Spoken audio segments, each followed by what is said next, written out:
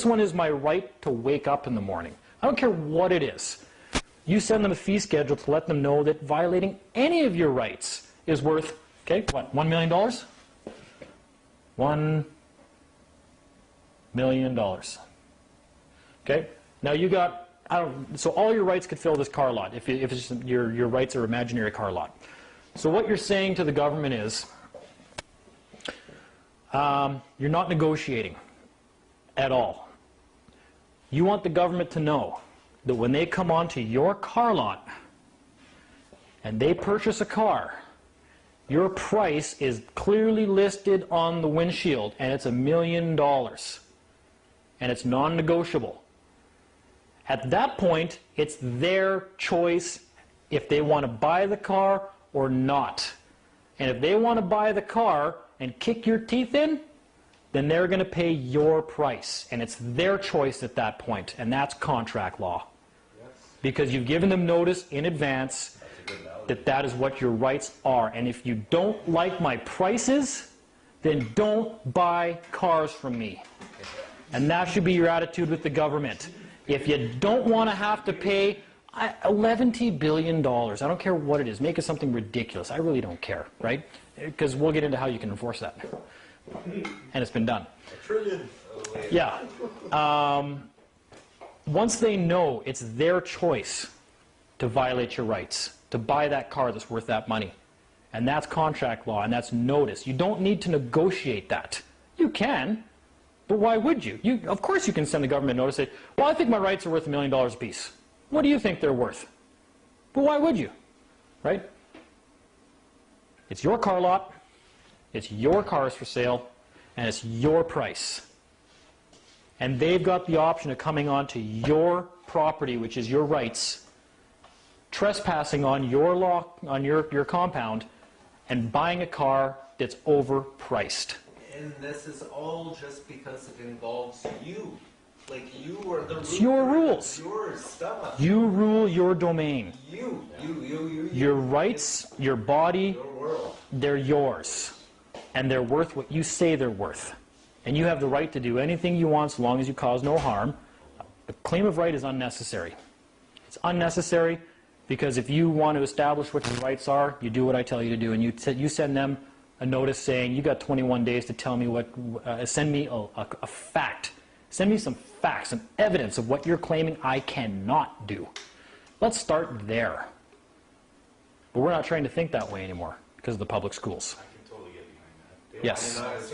If they don't reply, then I guess other than doing no harm, you can do anything you want. Are they going to send you a notice back that says, yeah, you're obligated to obey all these statutes? You think they're going to actually respond to that? No. They're not going to, well, yeah, you need a license to drive. They're not going to reply. Under threat and coercion. Believe me, I've got a file cabinet full of legal letters that they have not replied to ever, and they never will. Because they know that I know who I am. I'm the executor and the beneficiary of my estate. And that's what it boils down to. And I'm going to tell the trustee what I think my shit's worth. Pardon my French, I'm a contractor. The right? very first step is taking accountability for your actions. That's a whole other lesson in itself, is assuming liability. Right? Just a teaser on that. Everybody is scared of this whole liability thing. Oh my God, I'm not assuming liability. That means I'll have to pay. Right? No.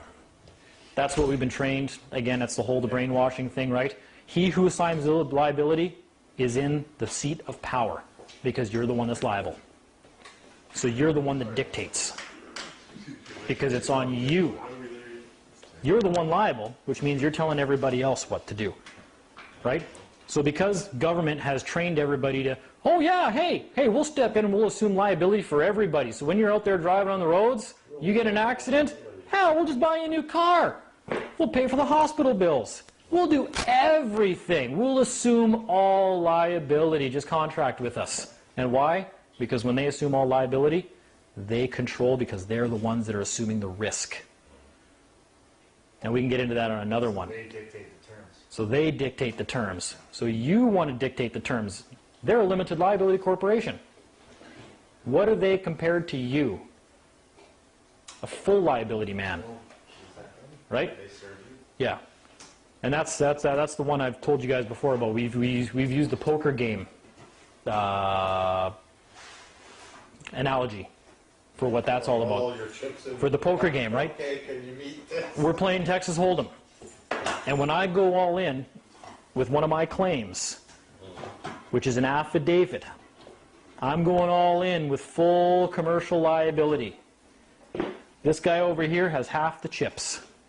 He's limited liability. He can't swear out an affidavit. He's a corporation. Doesn't really exist. He's limited liability. He can't match what I put in. I win by default. Plain and simple. That's how that works. They can never match us. Ever. And that's why it's okay to just to walk in and say, yeah, I'm that name. I'm full liability. I'm a man. All my rights are intact. And I'm the heir and executor of these proceedings. What's going on? So it's not about the name, it's who you are, the player that you are in that game. Your name's irrelevant. But they want you to think it's all about the name. That's probably why half that disinformation's out there. Yeah. Absolutely. And there's a lot of disinfo. Yep. So people are playing hockey, and there's all these players out there, and they all got names on their jerseys. What's important? The name on the jersey, or what position they're playing? The number. Yeah. Their position. What player are they? Are you center? Are you defense? You know, what are you? Oh, he's John. Well, what does that tell me? It doesn't tell me anything. What actual function does he carry out on that hockey arena? Think of this when you're on board Yeah. a ship. John doesn't tell me anything. Yeah, there you go, captain. Well, who's that guy? Oh, that's Fred. Well, who the hell's Fred? Well, he's the captain. Oh, that's who he is. Well, I don't even care if his name's Fred.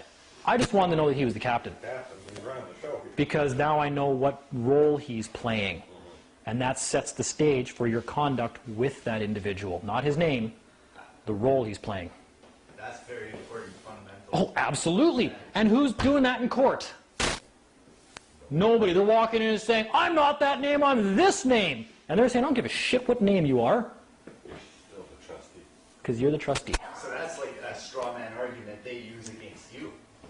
Pretty much. And that's why people are losing every day using those arguments and going to jail. Yeah. Because the name is irrelevant. They want you to think it's about the name. Because ultimately, your name is man. Beyond that, doesn't matter. And if you're man, you are the beneficiary and executor. Plain and simple. That's one heck of a lesson. Yeah, no kidding, man. Right there. That's just the beginning. So yeah, maybe we'll end this. So we'll end it there. Many, Exactly what you're saying. yeah, many more to come. Hopefully, like I say, that was once people kind of wrap their head around that and they see the truth of it. The possibilities from there they just explode in your mind. And you start to realize who you actually are. You've probably heard people talk about that before. Once you understand who you are, blah, blah, blah. But then they go off on a straw man argument. Right? That didn't make sense to me. Right. Know who you are. Well, what Yeah. does that mean? Is that some new age Yeah. shit? What are you saying? You got to know what role you're here to play. Yeah. That's what's important. Yeah? Does it matter what you call the king chess piece on the board? Oh, I named that one Frank. Oh. Well, what does Frank do? Well, he's the king. Oh. Well, think of it this way. Well, that changes things. It's like that Humpty Dumpty quote where it's like, all that matters is who is master and who is servant. The roles.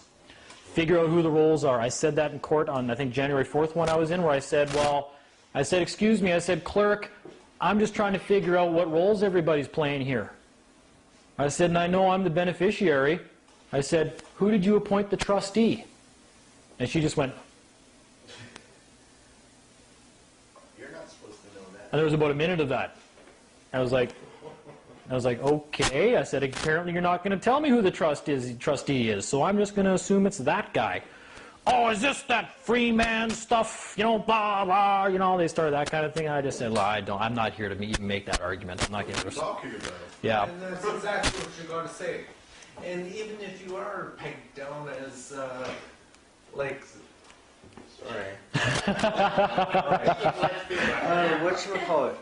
whatchamacallit, this Freeman philosophy or this Freeman group or this Freeman association or whatever, We're all like spiritual beings. Like we all discover our own lessons on our own or whatever. Yeah. You don't have to identify with it. And if some judge is going to come down on you because you identify with these freeman philosophies, or That's an attempt. That's an attempt to humiliate you and ridicule you, to make your to make your argument seem like, oh, you're one of those guys, you know, like Violation. that's The Bill of Rights and the Charter of Rights is no discrimination for beliefs or association, blah, blah, blah. statutes. What do I care? That's public servant codes.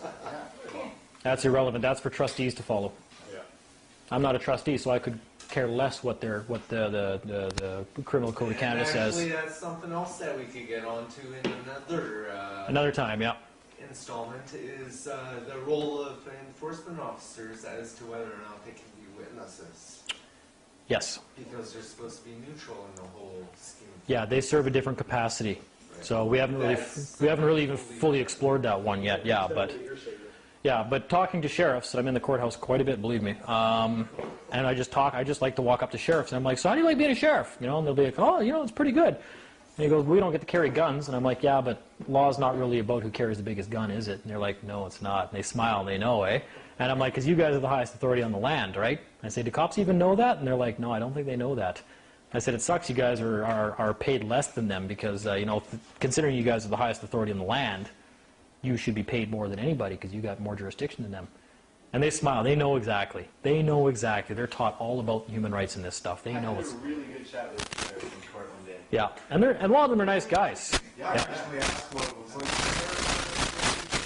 Where do you find out your man to find the Court Rules Act and the Sheriff's Act? But that stuff, like, but this is like goes all the way back to like all this other stuff, and that just basically explains certain things that we have that we don't do anymore, but we still can do. Exactly. We just don't. Okay, so I guess, I don't know, even if people are still rolling, that sums up the first one here. And like I say, every meeting hopefully will continue to bring people up to speed more and more on what we're doing. Frequency schedule on this. I'm hoping to be back for next Tuesday, and I'd like